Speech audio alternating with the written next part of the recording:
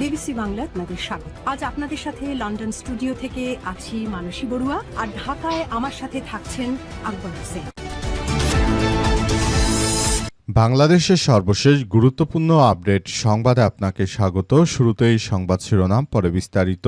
প্রথমেই জানাবো, কারাগারে ডন সালমান শাহকে হত্যায় 12 লক্ষ টাকায় চুক্তি হয়। আবারও আলোচনায় ঢালিউডের জনপ্রিয় নায়ক সালমান শাহ হত্যা মামলা।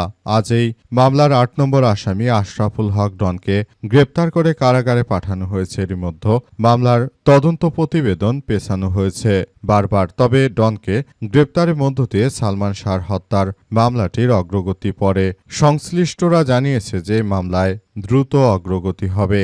এরপর জানাবো, রাষ্ট্রপতি মনোনয়ন কেউ বলছে ফখরুল, কেউ বলছে মোশারেফ, বিএনপি বলছে চূড়ান্ত হয়নি। বাংলাদেশের 23তম রাষ্ট্রপতি নির্বাচনকে সামনে রেখে বিএনপির পক্ষ থেকে আজ 2টি মনোনয়ন ফরম সংগ্রহ করা হয়েছে। তবে রাষ্ট্রপতির পদে দলের চূড়ান্ত প্রার্থী কে হচ্ছে তা নিয়ে এখনও আনুষ্ঠানিক কোনো সিদ্ধান্ত নেয়নি বিএনপি। তবে বিএনপির বিভিন্ন নীতি নির্ধারকের সঙ্গে কথা বলে জানা যাচ্ছে ফখরুলই হচ্ছে পরবর্তী রাষ্ট্রপতি। এদিকে টাকায় গরুর মাংস ভাত বিক্রি করা সেই ভাইরাল মিজান গ্রেপ্তার। অবৈধ বিদ্যুৎ সংযোগ নিয়ে কাজ করার দায়ে ভাইরাল মিজানকে গ্রেপ্তার করেছে ঢাকা মহানগর পুলিশ। ডিএমপির কাপরুল থানা পুলিশ। জানা গেছে তিনি আগারগাঁও এলাকায় অবৈধভাবে বিদ্যুতের সংযোগ নিয়ে তিনি কাজ করছিলেন। এবারে জানাবো, হেফাজতের আমিরকে বুকে ঝরিয়ে ধরলেন প্রধানমন্ত্রী। চট্টগ্রামের ফটিকছড়িতে পৌঁছে হেফাজতে ইসলাম বাংলাদেশের আমির আলামা সাহেব মুহিবুল্লাহ বাবুনগরীর সঙ্গে সৌজন্য সাক্ষাৎ করেছেন প্রধানমন্ত্রী তারেক রহমানের। সময় হেফাজত আমিরকে বুকে জড়িয়ে ধরে আন্তরিকতা প্রকাশ করেন প্রধানমন্ত্রী। এদিকে সড়ক পরিবহন ও সেতুমন্ত্রী শেখ রবিউল আলম বলেছেন, পদ্মা দ্বিতীয় সেতু নিয়ে ফিজিবিলিটি স্টাডি আমরা রিচেক করছি। যুগান্তর মাল্টিমিডিয়াকে দেখ সাক্ষাৎকারে তিনি এই কথা বলেন। সাক্ষাৎকারটি নিয়ে মাল্টিমিডিয়ার রিপোর্টার আশরাফুল ইসলাম কথা বলেছেন। জানা যাচ্ছে বিএনপি পদ্মা সেতু দ্বিতীয়টি আরিচার ঘাটে করবে, তবে ঈদের পরে করবে না কোরবানির পরে করবে সেটি এখনও তারা নিশ্চিত করতে পারেনি। এবং সর্বশেষ জানাবো, শেখ হাসিনার অনুষ্ঠানে উপস্থাপক অরিনকে ঘিরে সাতক্ষীরায় আলোচনা। শেখ হাসিনার অনুষ্ঠানে উপস্থাপক হিসেবে অরিন নামের 25 বছর বয়সী এক যুবক, তিনি এটি পরিচালনা করে ভাইরাল হয়েছে। তবে সাতক্ষীরায় খোঁজ নিয়ে জানা গেছে যে তিনি ভারতে পড়াশোনা করেন। 25 বছর বয়সী এই যুবক কিভাবে এত আওয়ামী লীগের গুরুত্বপূর্ণ জায়গায় গেলেন সেটি নিয়ে অনেকের মধ্যে জল্পনা কল্পনা চলছে। প্রিয় দর্শক, এতক্ষণ শুনছিলেন সংবাদ শিরোনাম, এবারে বিস্তারিত। তবে তার আগে বন্ধুরা অনুরোধ থাকবে, এই সংবাদটিতে একটি লাইক দিন। এই চ্যানেলে আপনি নতুন হয়ে থাকলে আমাদের সংবাদটি দেখতে দেখতে চ্যানেলটি সাবস্ক্রাইব করে রাখুন। কমেন্ট করে বন্ধুরা আপনার মূল্যবান মতামত জানিয়ে দিন আপনি বিশ্বের কোন দেশ থেকে বা বাংলাদেশের কোন স্থান থেকে আমাদের সংবাদটি দেখছেন এবং শুনছেন। আর বন্ধুরা, গাজা যুদ্ধে আপনি যদি নিরীহ ফিলিস্তিনিদের ভালোবেসে থাকেন, কমেন্টে ইয়েস লিখে পুরো বিশ্ববাসীকে আমাদের এই তাজা আপডেটটি দেখার সুযোগ করে দিন। এবারে বিস্তারিত।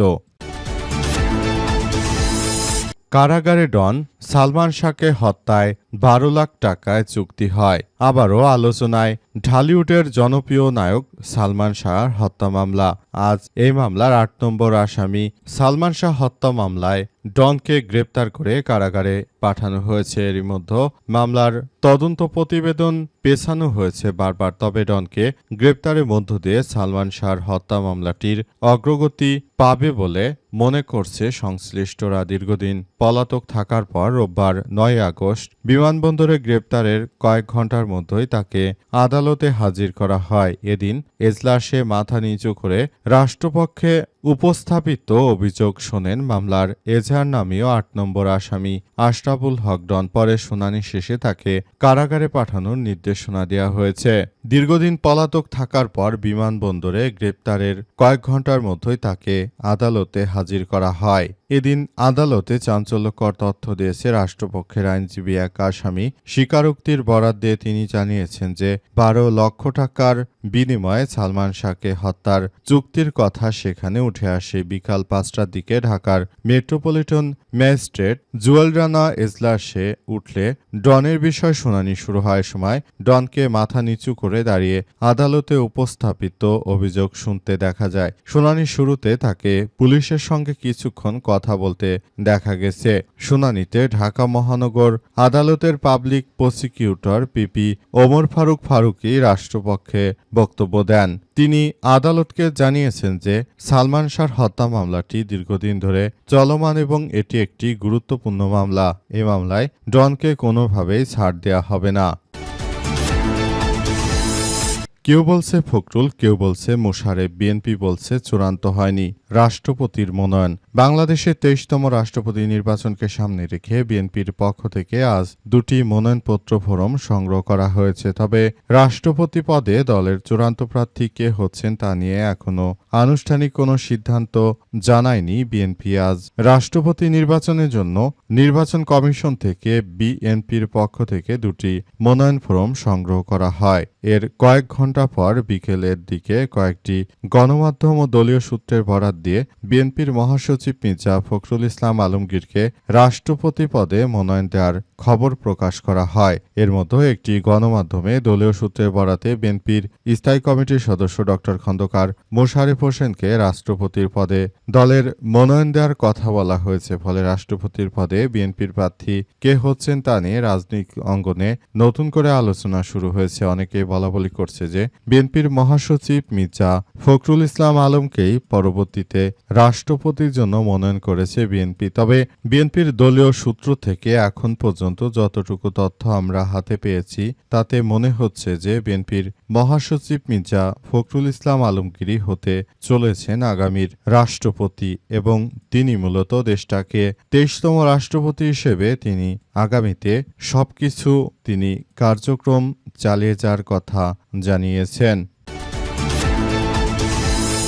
১০০ টাকায় গরুর মাংস ভাত বিক্রি করা সেই ভাইরাল মিজান গ্রেপ্তার। অবৈধ বিদ্যুৎ সংযোগ বিচ্ছিন্নর কাজে বাধা দেওয়ার ঘটনায় ভাইরাল মিজানকে গ্রেপ্তার করেছে ঢাকা মহানগর পুলিশ। ডিএমপির কাফরুল থানা পুলিশ আজ রাজধানীর আগারগাঁও থেকে মিজানুর রহমানকে আটক করা হয়। পরে সরকারি কাজে বাধা দেওয়ার অভিযোগে করা মামলায় তাকে গ্রেপ্তার দেখিয়ে আদালতে পাঠানো হয়েছে। এর আগে রাজধানীর আগারগাঁওয়ে ১০০ টাকায় গরুর মাংস ভাত বিক্রি করে সামাজিক যোগাযোগ মাধ্যমে আলোচনায় এসেছিলেন। কাফরুল থানার ভারপ্রাপ্ত কর্মকর্তা ওসি মোহাম্মদ সাইফুল ইসলাম গ্রেপ্তারের বিষয়টি নিশ্চিত করেছেন।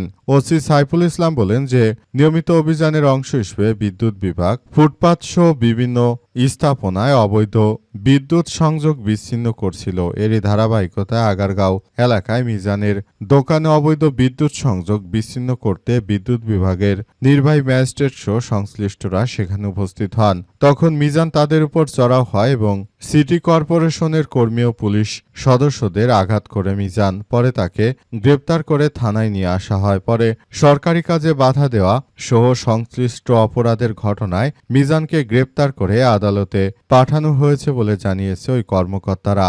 এই ঘটনায় এখন মিজানের ওই দোকানের আশপাশের পরিস্থিতি থমথমে অবস্থা বিরাজ করছে।